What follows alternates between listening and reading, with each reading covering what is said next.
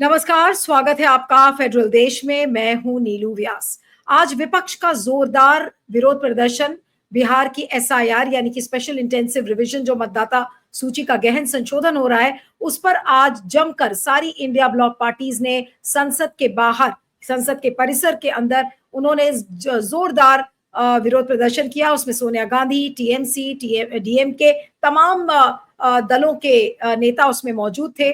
और आज election commission ने एक बड़ा अजीब सा ट्वीट किया और उन्होंने सवाल खड़े कर दिए कि अरे भाई, आप लोग सवाल कैसे खड़े कर सकते हैं, क्योंकि हम तो उन लोगों को हटा रहे हैं जो कि फॉरेन वोटर्स हैं, इलीगल वोटर्स हैं, या फिर जो लोग मर गए हैं। तो फिर आप लोग सवाल इस पर कैसे खड़े कर सकते हो? हम तो केवल क्लीनिंग और प्यूरिफिकेशन कर रहे हैं, ऐसा इलेक्शन कमीशन का मानना है। और इलेक्शन कमीशन ने इसी ट्वीट को आज लिखा है। और साथ में एक और इलेक्शन कमीशन का ट्वीट आया, उन्होंने कहा कि भाई पूरी सारी पॉलिटिकल पार्टीज को 1 महीने का समय मिलेगा। अगर आपको लगता है कि वोटर्स के नाम इंक्लूड हुए हैं या एक्सक्लूड हुए हैं, तो आप उसको इंक्लूड करा सकते हैं, और उसके लिए 1 महीने का समय सभी पॉलिटिकल पार्टीज को दिया गया है। लेकिन इस बीच एसआईआर को लेकर राजनीति भी तेज हो गई है, और अब तो बीजेपी के अंदर से ही विरोध के सुर दिख रहे हैं, क्योंकि बीजेपी का अपना घटक दल जेडीयू, जिसके नेता हैं गिरधारी यादव, जेडीयू के एमपी हैं, कल उन्होंने कहा कि भाई मेरी पार्टी क्या कहती है मुझे इससे फर्क नहीं पड़ता, लेकिन सच्चाई यही है, और मैं सच्चाई अगर नहीं बोल सकता तो मैं एमपी क्यों हूं। और फिर उन्होंने कहा कि एसआईआर हम पर थोपा गया है। उसी तरीके से परबत्ता के एक एमएलए हैं संजीव कुमार, जेडीयू के ही, उन्होंने भी यही कहा कि बहुत दिक्कतों का सामना करना पड़ रहा है।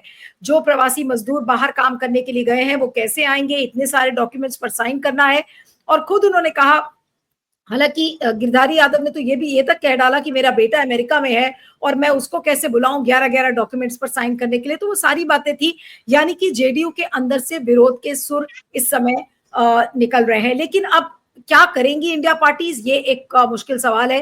क्या एसआईआर को कैसे रोल बैक कराएंगी, या फिर वो इलेक्शंस बॉयकॉट करेंगी, ये एक दो बड़े सवाल इस समय हमारे सामने हैं।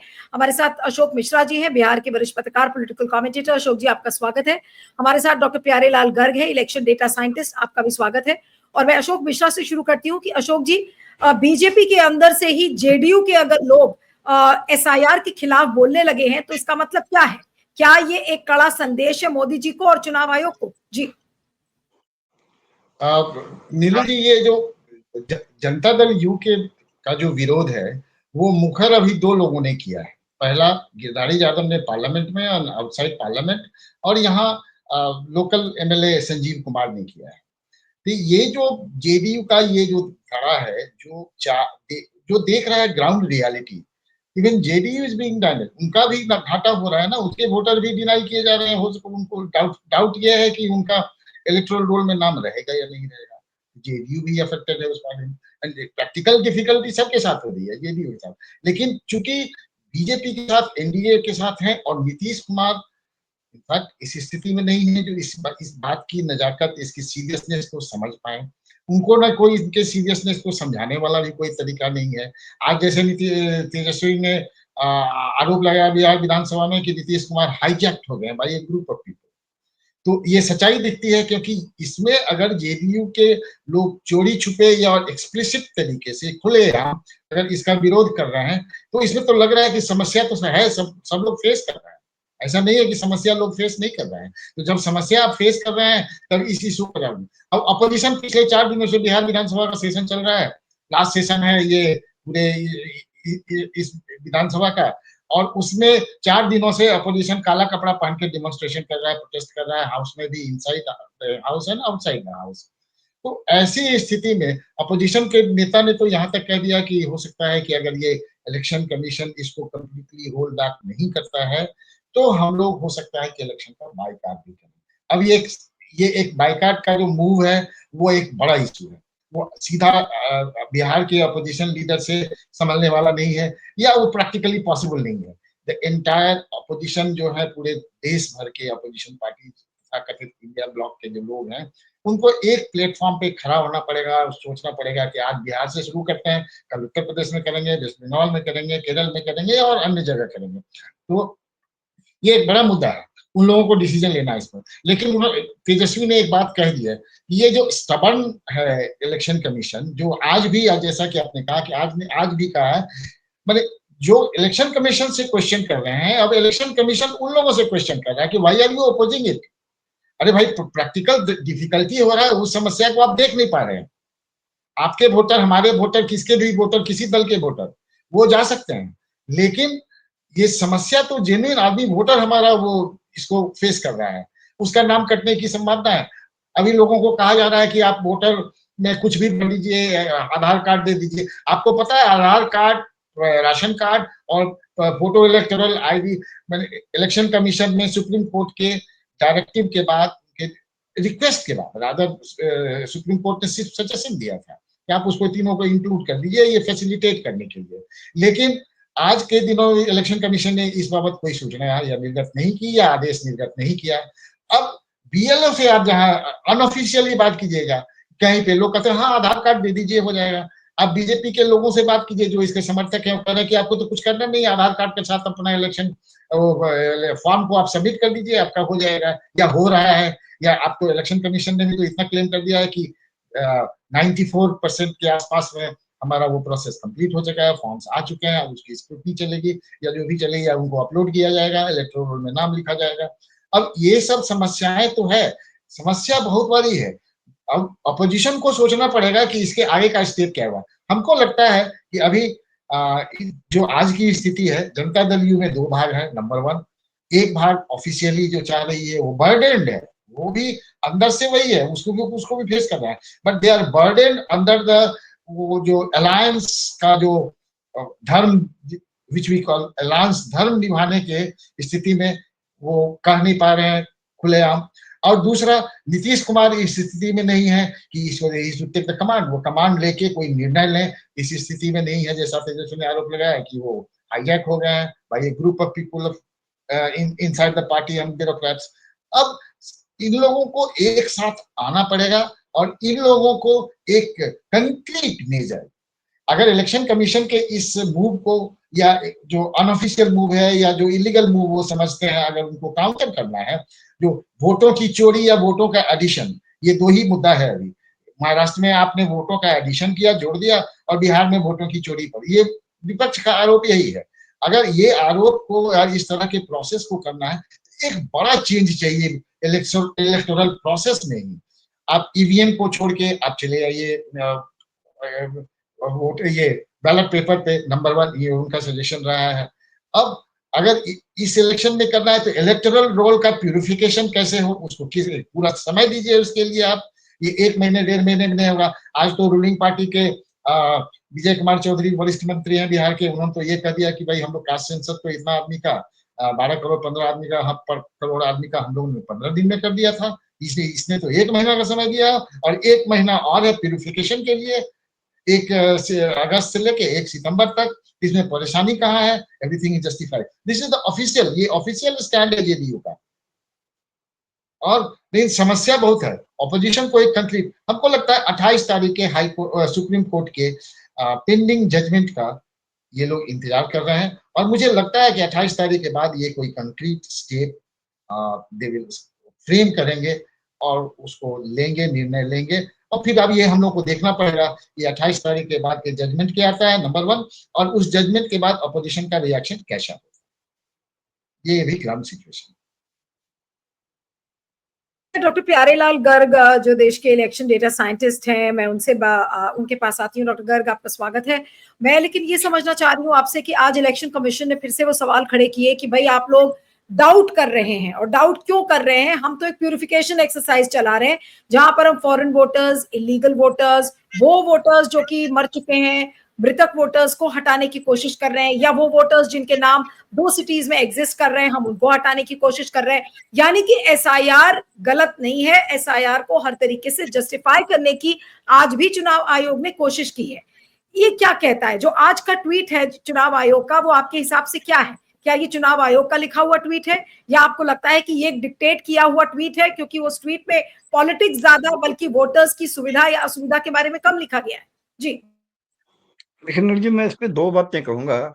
एक तो ये है, मैं जो चुनाव आयोग है उसको बधाई देता हूँ बधाई इसलिए देता हूँ कि उसने इतना इस प्रजातंत्र को तोड़ दिया, उसका कुरूप खेड़ा इतना नंगा कर दिया कि अब अपोजिशन जो विपक्षी दल हैं उनको लोकसभा में, राज्यसभा में उनको काले वस्त्र पहन के आना पड़ा। हम तो काली पट्टी मानते थे, अब तो वो तो काली जैकेट पहन के आए हैं पूरी की पूरी। तो एक तो बात ये है, इसने विपक्ष को इकट्ठा किया है और विपक्ष को अपना रोष ज़ाहिर करने, प्रोटेस्ट करने के लिए एक मौका दिया है। नहीं तो विपक्ष तो सोया पड़ा था। जो भारत का इलेक्टोरेट है, वो भी सोया पड़ा था कि हो रहा है, सब कुछ ठीक है। इसलिए मेरे को ऐसे लगता है कि इसने बड़ी बात की है चुनाव आयोग। जो चुनाव आयोग कह रहा है, चुनाव आयोग लोगों को धोखा देने के सिवाय और कुछ भी नहीं कर रहा। इसको अपनी जो सामने हो रहा है वो इसको नजर नहीं आ रहा। ये बीजेपी का, मैं कहता हूं बीजेपी का है ये ट्वीट। क्यों? बीजेपी में एक शब्द है, वो इसने इंग्लिश में लिखा है, वो बोलता है शुद्धिकरण। ये जो शुद्धिकरण शब्द है वो बीजेपी का अपना पेटेंट राइट है। अब ये शुद्धिकरण कर रहा है ना, प्योरिफिकेशन। उसको बैठे हैं हिंदी वाले आप दोनों, मैं तो हिंदी इतनी नहीं जानता, लेकिन उसको शुद्धिकरण कर रहा है। और शुद्धिकरण कैसे कर रहा है? ये शुद्धिकरण एक तरफा कर रहा है। अपना बर्तन जितना भी काला हो वो भी शुद्ध है, और दूसरे का जितना भी शुद्ध हो वो काला है। इसे दिखा रहा है और सबके सामने आया है। और शुद्धिकरण के नाम पे ये लोगों का वोट काट रहा है और धमकी भी दे रहा है, और लोगों को एक ताना भी दे रहा है कि देखिए, मृतकों की वोट आप चाहते हैं कि मृतकों की वोट हो? आप चाहते हैं कि वो वहां रहता नहीं है उसकी वोट हो? आप चाहते हैं कि दो दो जगह पे वोट हो? आप चाहते हैं कि जहां जो मिलता ही नहीं कहीं, कहाँ है कहाँ नहीं, उसकी वोट हो? आप चाहते हैं कि जो विदेशी है उसको नागरिक मान लिया जाए, उसकी वोट हो? ये बातें कह के वो लोगों को एक संवेदना जगा रहा है जो झूठी है, जो झूठ उसके सामने, उसके माथे पे लिखा हुआ है। क्यों?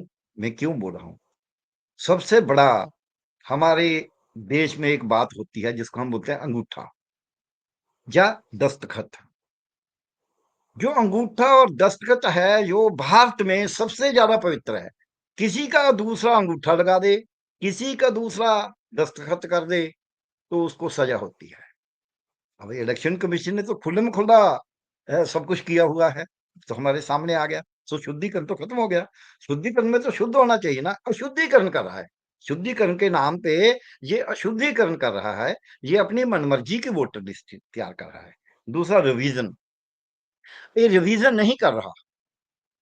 ये इंटेंसिव रिवीजन करने की बजाय, स्पेशल इंटेंसिव रिवीजन की बजाय, ये special intensive removal of voter का है। आर को मैं रिमूवल कहता हूं, special intensive removal instead of special intensive revision. So वो वोटें निकाल रहा है, विशेष गहन निकासी, विशेष गहन निकासी वोटों की कर रहा है। अब जो वो कर रहा है, तो जो चोरी करता है, मेरे को कहने में कोई झिझक नहीं है, ये शब्द अच्छे नहीं है और ना ही हम मीडिया में यूज करना चाहते हैं। अब कर रहे हैं क्या? अगर डॉक्टर किसी मरीज को ऑपरेशन थिएटर में ले जाके मारना शुरू कर देगा तो हम उसको जला ही बोलेंगे ना, और क्या करेंगे? कहना पड़ेगा जला दो। सो इसलिए शब्दों की जो सीमाएं हैं वो तब तक रहती हैं जो सामने सुनने वाला हो वो अपनी सीमा जानता हो। उसने अपनी सीमा साथ पार कर दी है, तो उसको उन ठेठ शब्दों में जो आम लोगों को समझ में आता है, जो आम लोग बोलते भी हैं, तो उसमें ही बताना पड़ता है। क्योंकि भाई तू तो क्या करता है, हमारे पंजाबी में बोलता है जिसने लाई लोई उसका क्या करेगा कोई। इसने तो अपना पूरा दिखा दिया कि मैं क्या हूं। अब ये बीजेपी के कहने से कर रहा है, इसको अभी सीख लेना चाहिए। एक हमारे गुरु ग्रंथ साहब ने लिखा है, पड़ोसी के जो हुआ तो अपने भी जान। जो अभी अभी हमारे माननीय धनखड़ साहब से हुआ है, जितने बड़े वो इनके पूरे चमचगरी कर रहे थे, इनके पूरे लमनेट हुए हुए थे, दंडौत करते थे। अब आप जानते हैं कैसे कुछ मिनटों में, चंद मिनटों में। और गणेश कुमार का भी ऐसा आ सकता है, कहीं चंद मिनटों में इसको बोले जा। इससे तो अरुण कुमार बेटर रहे, अरुण कुमार गोयल, कि उन्होंने इस्तीफा दे दिया कि मैं तो ये ऐसा काम मैंने नहीं करना। गणेश कुमार में तो ये भी रीढ़ की हड्डी नहीं ना।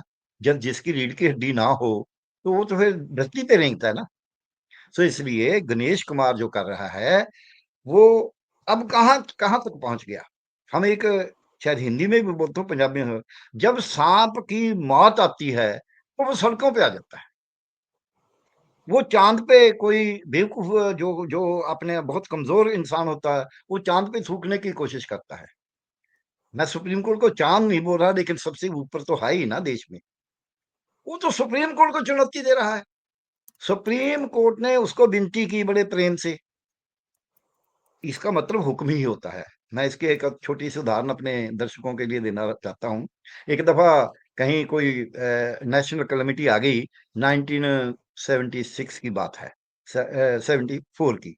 तो हमारे जो मुख्यमंत्री जी थे महोदय, उन्होंने लिखा कि सभी सरकारी मुलाजिम अपनी एक एक दिन की अधिकारी सब तनख्वाह दें, लेकिन उन्होंने लिखा विनती करता हूं मैं। तो एक लड़का कहने लगा मेरे साथ कि ये तो भिनती है। मैंने बोला मुख्यमंत्री की और राज्यपाल जी की, गवर्नर साहब की जो विनती होती है वही हुक्म होता है, इसको समझना चाहिए। सुप्रीम कोर्ट ने इसको जो कहा कि हम आपको सलाह देते हैं, हम आपको ये मशवरा देते हैं कि ऐसे करो, उसका मतलब यही था कि ये हुक्म ही है, लेकिन अच्छे शब्द, जो हुक्म की बजाय कुछ ऐसे शब्द उन्होंने लिए जिससे थोड़ी उसकी गरिमा बची रहे। अब जब गणेश कुमार खुद ही इलेक्शन कमीशन की गरिमा को तार तार करना चाहता है, तो आप हम भाई साहब तो हम कैसे बचा सकते हैं? सुप्रीम कोर्ट कैसे?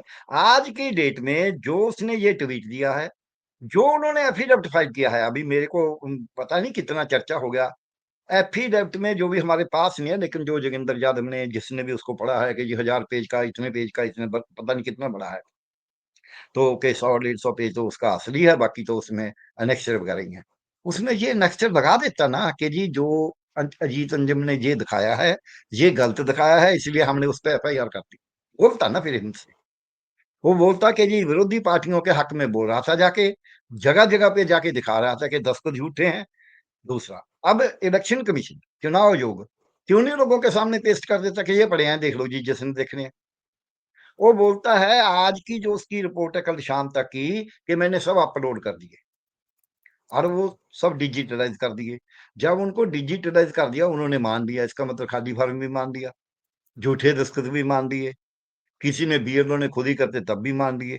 अब जो सबके सामने इतना झूठ आ गया है और इलेक्शन कमीशन उस पे ऐसी बातें कर रहा है, सुप्रीम कोर्ट को मैं आज ही उसी बेंच को, जिस बेंच के पास ये केस है, उसको ये याद दिलाना चाहता हूं, चंद दिन पहले इसी बेंच के बेंच यही नहीं था, जो इस बेंच के सीनियर न्यायाधीश हैं वो वही थे उस बेंच में। उसमें 1158 हमारे ये सहायक प्रोफेसर सिलेक्ट हुए हुए थे, उन सब का चयन रद्द किया है, क्योंकि वो संविधान के उल्ट था। वो संविधान की संस्था पब्लिक सर्विस कमीशन के उल्ट था, वो विपरीत था।